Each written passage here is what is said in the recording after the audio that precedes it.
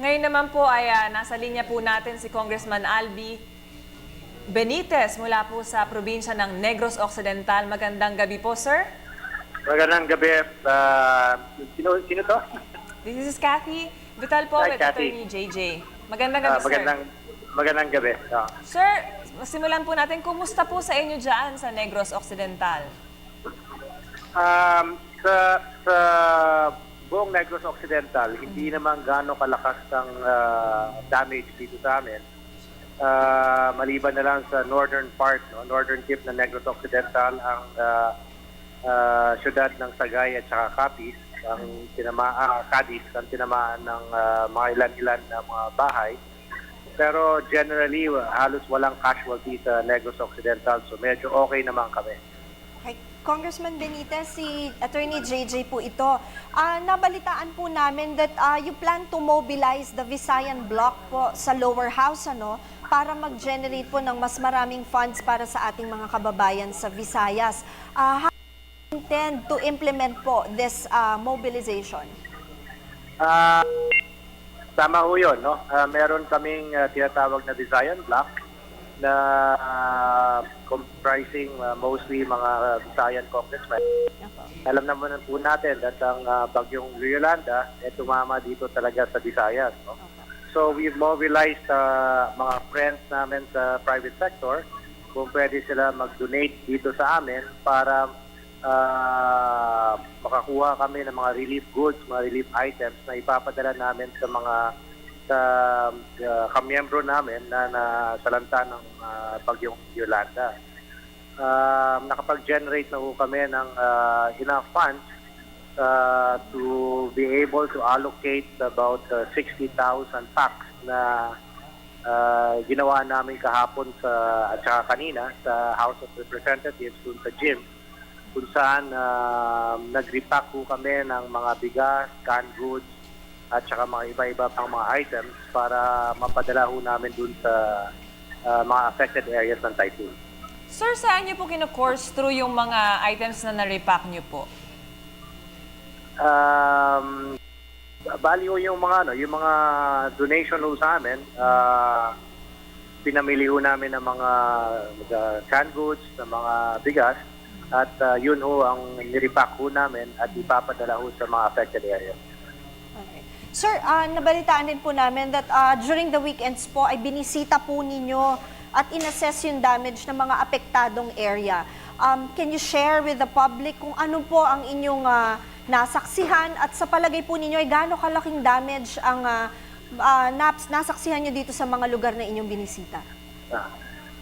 Hindi ho kami nakapunta mismo sa Leyte at Samar. Ang napuntahan ho namin is yung Panay Island, particularly sa probinsya ng Capiz. Ang damage ho talaga is actually napakalaki, napakalawak, and talagang unprecedented. No? I don't think anybody expected na ang damage na ganito kalaki at ganito kagrabe.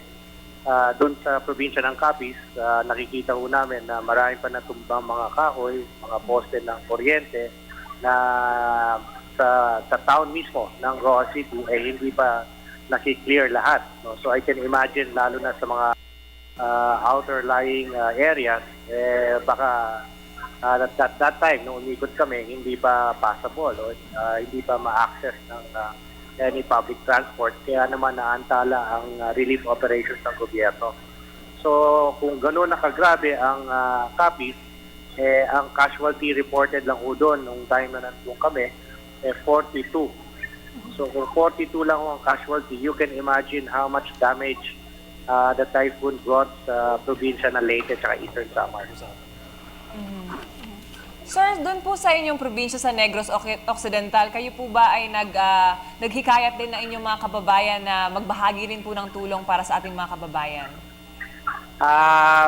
Parang volunteer, sila ho nag-volunteer ng assistance, no?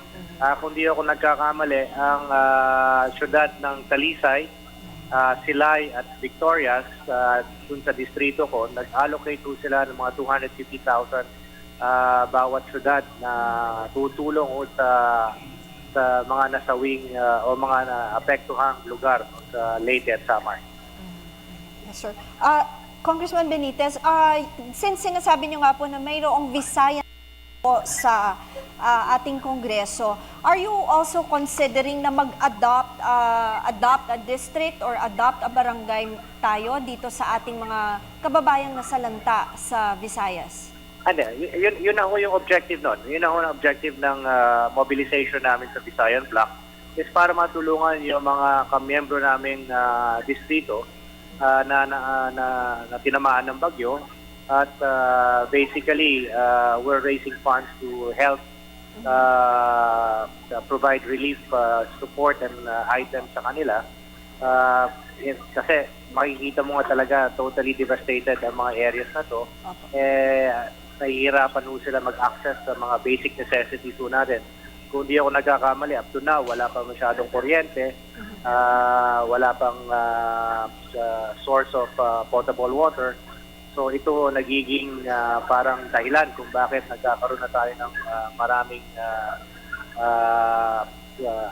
chaos doon na nagnanakaw na, naninira ng mga private property para lang sa survival nila. Sir, after po nitong relief operations, yung pagkala po natin ng donasyon at youth, bilang congressman po, ano po yung inyong next plans for the long-term solution po para sa mga nangyari dito sa Typhoon Yolanda, sa inyong areas? Well, sa amin area, medyo hindi kami masyadong tinamaan. Ang latest count namin sa distrito ko lang, about less than 1,000 houses were totally damaged. So, hindi ganong ka-problematic.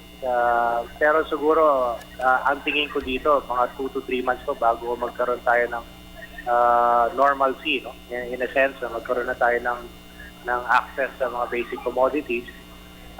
Pagkatapos po dito, the biggest challenge will be rebuilding these communities. Ang tingin ko this is where government should really focus on how we can assist and support the rehabilitation of the communities na tinamaan ng bagyo.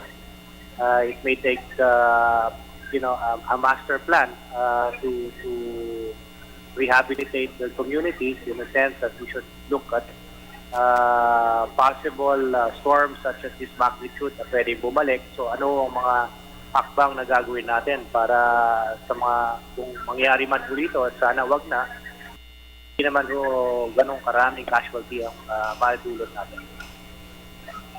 Alright. Congressman Benitez, maraming pong salamat sa pagpapaunlak nyo sa amin dito po sa Tulong ng Bayan. Any last words to your kababayans in the Visayas region po? Ito lang ho, I think there is an overwhelming support para sa ating mga kababayan na tinamaan ng bagyo. Relief operations are being underway. No? Of course, ang challenge is how to bring it to the affected areas, considering that ang accessibility is very, very limited. So, with all of the support and assistance that is being brought from the international local community, hopefully maabot na natin sila at mabigyan ng sapat na kailangan nila din. Maraming salamat po mga kababayan. Congressman Albi Benitez ng 3rd District ng... Maraming salamat at magandang gabi.